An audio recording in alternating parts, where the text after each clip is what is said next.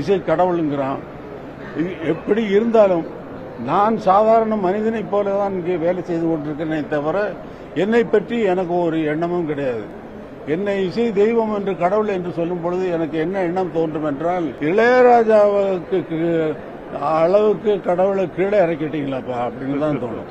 இந்த இசை உலகமெங்கும் கொண்டு செல்லப்படும். இதோட நிக்க போறதில்லை. இது ஆரம்பம்.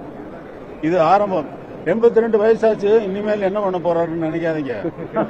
நீங்க நினைக்கிற அளவுக்குள்ள நான் இல்லை. பண்ணைப்புறத்திலிருந்து பெறப்படும் பொழுது வெறும் காலோடு நான் நடந்தேன். இந்த இடத்தில் என்னுடைய காலில் தான், வெறும் காலில் தான் நிற்கிறேன் என்பதை இளைஞர்கள் உணர வேண்டும். அவர்களும் அவர்களுடைய வாழ்க்கையில் இதை முன்னுதாரணமாக வைத்துக் கொண்டு அவரவர்கள் துறையில் அவரவர்கள் மென்மேலும் வந்து நாட்டிற்கும் இந்தியாவிற்கும் பெருமை சேர்க்க வேண்டும் என்பதுதான் என்னுடைய அறிவுரை.